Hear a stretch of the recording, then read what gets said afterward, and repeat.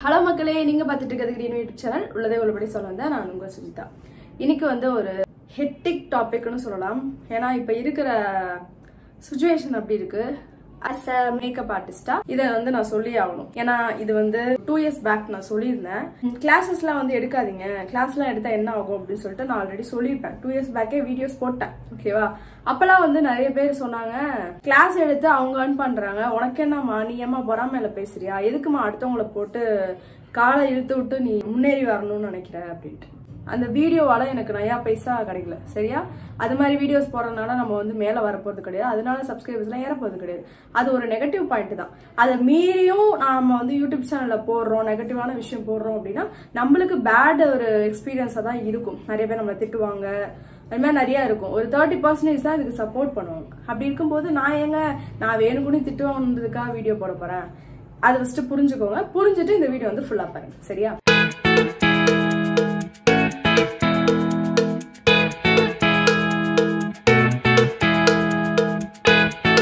ஒரு 2 years back வந்து நான் சொல்லியிருந்தேன், எல்லாருமே கிளாஸ் எடுக்கிறீங்க, வீட்டுக்கு ஒரு ஆள் மேக்கப் ஆர்டிஸ்ட் இருக்காங்க, அகாடமில வச்சு கொத்து கொத்தா வந்து ஸ்டூடெண்ட்ஸை ரெடி பண்ணி அனுப்பிச்சு விட்டாங்க. அப்போ வந்து நான் கேட்டப்போ ஒரு சில ஆர்டிஸ்ட் வந்து என்னோட வீடியோ பார்த்துட்டு ரிப்ளை பண்ணியிருந்தாங்க. என்னன்னு கேட்டீங்கன்னா, நாங்க வந்து பொண்ணுங்களோட பொருளாதாரத்தை வந்து அதிகப்படுத்துறதுக்காக தான் பண்றோம், செல்ஃபா அவங்க வந்து டெவலப் ஆகி மேல வரணும், அவங்களுக்குன்னு ஒரு பிசினஸ் இருக்கணும் அப்படின்னு சொல்லிட்டு மோட்டிவேட் பண்றதுக்காக பண்றோன்ற மாதிரி சம்திங் சொல்லியிருந்தாங்க. சரியா? அது ஒரு சைட் போச்சு. ஒரு வருஷம் போச்சு. அதுக்கப்புறம் என்ன சொன்னாங்க, கிளாஸஸ் எடுக்கிறதுனா எந்த மென்டாரை சூஸ் பண்ணணும், அவங்க நடத்துற இன்ஸ்டிடியூட்டுக்கு வந்து வரணும் இல்லையா, அதனால அது ஒரு ரீல்ஸா போட்டுட்டு இருந்தாங்க. அதுக்கப்புறம் என்னாச்சு அப்படின்னு பாத்தீங்கன்னா, ஒரு மென்டாரா மாத்தி இந்த மென்டார் வந்து இப்படி எல்லாம் கிளாஸ் எடுக்கிறாங்களாம், சோ அது வந்து ஒர்த்தே இல்லையா, நிறைய பே பண்ணாங்க பட் ஒர்த் இல்லைன்னு சொல்றாங்க அப்படின்ற மாதிரி ஒரு டாக் அவுட் சைட் போயிட்டு இருந்துச்சு. ஓகேவா? இது மாதிரி மாத்தி மென்டார்ஸ் எல்லாம் சண்டை போட்டுட்டு இருந்தாங்க. இடையில வந்து எங்களை மாதிரி பாவப்பட்ட மேக்கப் ஆர்டிஸ்ட் எல்லாம் என்ன பண்ணோம்னா, சைலண்டா வாட்ச் பண்ணிட்டு இருந்தோம், என்னதான் நடக்குது, ஓகே நம்ம ஒரு சில டிப்ஸ் அதுன்னு சொல்லி நம்ம வந்து க்ரோ பண்ணலாம் அப்படின்னு சொல்லிட்டு எங்களுக்கு வர ஆர்டர்ஸ் எடுத்துட்டு இருந்தோம். பெரிய ஆளுங்க எல்லாம் சேர்த்து விட்டாங்கல்ல, ஸ்டூடெண்ட்ஸ் 1 மாசம் 2 மாசம் கத்துக்கிட்டாங்கல்ல, 1 லட்சம் 2 லட்சம் கொடுத்து கிளாஸஸ் எல்லாம் அவங்களாம் வந்து கிளாஸ் எடுக்க ஆரம்பிச்சிட்டாங்க. இது எவ்வளவு ஜெனரேஷன் படி போற மாதிரி போயிட்டு இருக்கு. இந்த 2 yearsல இவ்வளோ விஷயம் நடக்குது. அதாவது நான் வீடியோ போட்டு 2 yearsக்கு அப்புறம் உள்ளேயே இவ்வளோ விஷயம் நடக்குதுன்னா பாத்துக்கோங்க, அப்பனா எந்த அளவுக்கு மேக்கப் ஆர்டிஸ்ட் வந்து டெவலப் ஆயிட்டாங்க அப்படின்னு சொல்லிட்டு. இப்போ வந்து என்ன ஆகுதுன்னா, அந்த ஸ்மால் மென்டார்ஸ் இருப்பாங்கல்ல, பட்டிங் மென்டார்ஸ் அப்படி சொல்லலாம். ஏன்னா மென்டாரு மேக்கப் ஆர்டிஸ்ட் இவங்கெல்லாம் மேல, பட்டிங் மேக்கப் ஆர்டிஸ்ட் கீழே, இப்ப மென்டாருக்கு கீழே பட்டிங் மென்டார் அப்படின்னு வச்சுக்கலாம். ஏன்னா அவங்க 1 மாசம் 2 மாசம் கத்துக்கிட்டு அகாடமில வந்து கிளாஸும் வேற எடுக்கிறாங்க இல்லையா, சோ கிளாஸ் எடுக்கிறதுனால அவங்கள மென்டார்னு கன்சிடர் பண்ணுவோம். அவங்க வந்து காசு கொடுத்து அவங்களோட இன்ஸ்டா பேஜ்ல வந்து சப்ஸ்கிரைபர்ஸோ, யூடியூப்ல நிறைய சப்ஸ்கிரைபர்ஸ் எடுக்கிறதோ, அது வந்து அமௌண்ட் வச்சு எடுக்கிறதோ இல்ல ஏதோ ஒண்ணு வச்சுக்கோங்களேன். இப்ப எப்படி இருக்கு அப்படின்னு பாத்தீங்கன்னா, அந்த மென்டாரே சொல்றாங்க, யாராவது நீங்க அகாடமி ஓபன் பண்றீங்களா யோசிச்சுக்கோங்க. இப்ப இருக்கிற ஒவ்வொரு வீட்லயுமே 4 மேக்கப் ஆர்டிஸ்ட் இருக்காங்க. அம்மா, புள்ள, அக்கா, தங்கச்சி எல்லாருமே கத்துக்கிட்டாங்க. இப்ப யாருக்கு மேக்கப் போடுறது, அதை யாரு சொல்றாங்க பாத்துக்கோங்க. இவங்க வந்து அகாடமி ஆரம்பிக்கும் போது யோசிக்கல, மத்த மேக்கப் ஆர்டிஸ்ட பத்தி யோசிக்கல, அவங்கதான் க்ரோ ஆகணும், அவங்கதான் இது பண்ணணும்னு சொல்லிட்டு ஆளுக்கு ஒரு அகாடமி ஓபன் பண்ணிட்டு சிறப்பா வழி நடத்திட்டு இருந்தாங்க. இப்போ என்ன நடந்துட்டு இருக்கு அப்படின்னா, இவங்களே சொல்றாங்க வேற பிசினஸ் ஏதாவது ரன் பண்ணுங்க, இது மட்டும் தான் இருக்குன்னு சொல்லிட்டு மேக்கப் ரிலேட்டடா மட்டுமே இல்லாம வேற எதுலயாவது கொஞ்சம் நீங்க வந்து கான்சென்ட்ரேட் பண்ணுங்க, ஏன்னா இதுல நிறைய மேக்கப் ஆர்டிஸ்ட் இருக்கறனால நம்மளால இந்த இண்டஸ்ட்ரியில வந்து இது பண்ண முடியாதுன்ற மாதிரி எல்லாம் ரீல்ஸ் போடுறாங்க.